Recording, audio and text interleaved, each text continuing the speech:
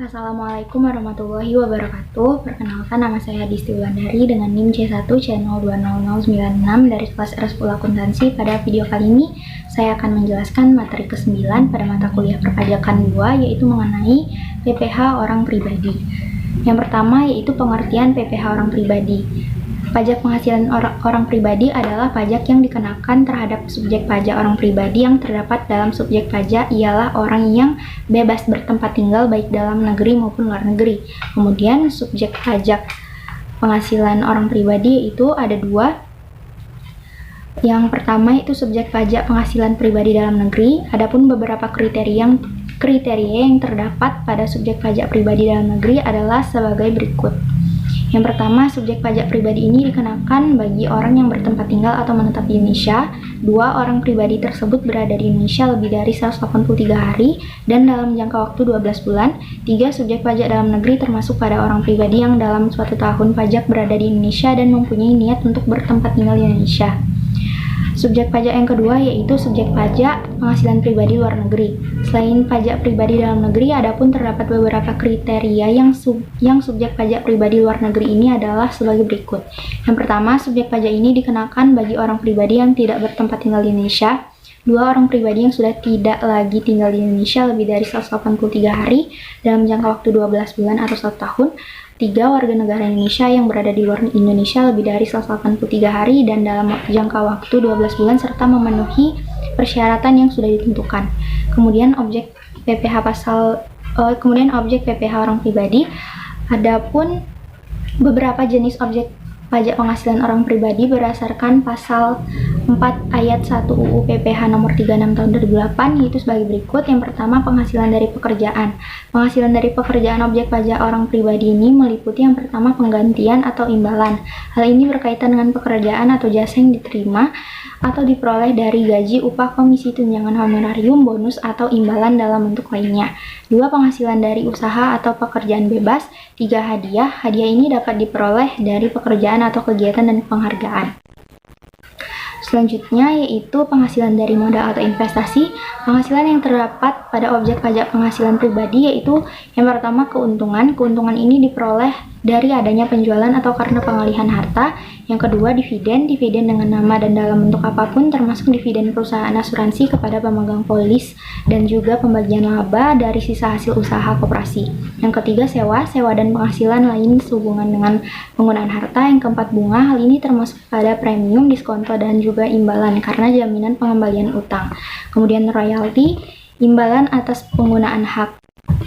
Ya, penghasilan yang ketiga itu penghasilan lain-lain. Untuk poin selanjutnya yang termasuk dalam penghasilan lain-lain dalam kategori pajak penghasilan orang pribadi ini meliputi yang pertama penerimaan atau perolehan pembayaran berkala. Penerimaan kembali pembayaran pajak yang mana telah dibebankan sebagai biaya dan pembayaran tambahan pengembalian pajak. Yang ketiga, hadiah yang diperoleh dari undian. Kemudian keuntungan yang diperoleh karena pembebasan utang kecuali sampai dengan jumlah tertentu yang ditetapkan dengan peraturan pemerintah. Selanjutnya penghasilan dari usaha berbasis syariah, kemudian keuntungan selisih kurs mata uang asing, lalu surplus Bank Indonesia, imbalan bunga sebagaimana dimaksud dalam undang-undang yang mengatur mengenai ketentuan umum dan tata cara perpajakan, kemudian tambahan kekayaan neto yang mana berasal dari penghasilan yang belum dikenakan pajak.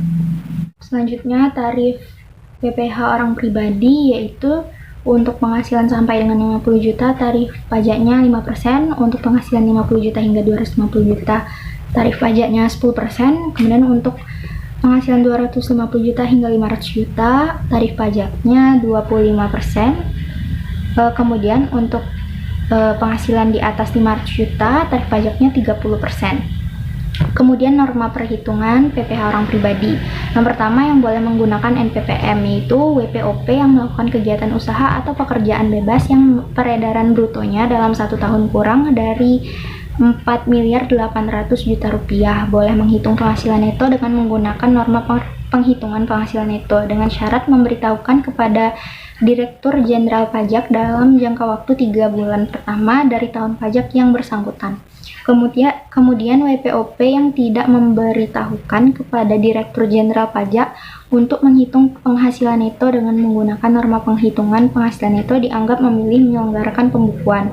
Kewajibannya yaitu yang pertama, WPOP yang menghitung penghasilan netonya dengan menggunakan norma penghitungan penghasilan neto ini wajib menyelenggarakan pencatatan.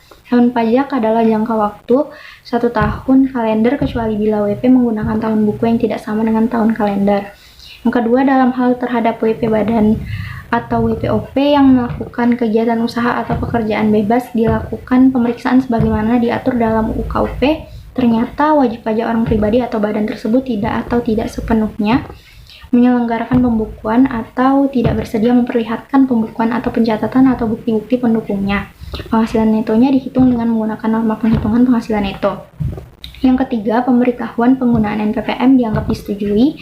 Yang pertama yaitu pemberitahuan penggunaan norma penghitungan penghasilan neto yang disampaikan dalam jangka waktu 3 bulan sejak awal tahun pajak yang bersangkutan dianggap disetujui, kecuali berdasarkan hasil pemeriksaan ternyata wajib pajak tidak memenuhi persyaratan untuk menggunakan norma penghitungan penghasilan neto. Selanjutnya yaitu pembukuan untuk PPh orang pribadi. Ketentuan pembukuannya yaitu berdasarkan prinsip taat asas. Yang pertama, stelsel pengakuan penghasilan 2 tahun buku, 3 metode penilaian persediaan, 4 metode penyusutan dan amortisasi. Perubahan terhadap metode pembukuan ini merupakan persetujuan dari Direktur Jenderal Pajak. Pembukuan sekurang-kurangnya terdiri dari atas catatan yang pertama harta, kewajiban, modal, kemudian penghasilan dan biaya dan yang terakhir yaitu harga perolehan dan penyerahan barang atau jasa termasuk penjualan dan pembelian. Sekian penjelasan materi dari saya. Semoga bermanfaat. Lebih dan kurangnya mohon dimaafkan. Saya akhiri. Wassalamualaikum warahmatullahi wabarakatuh.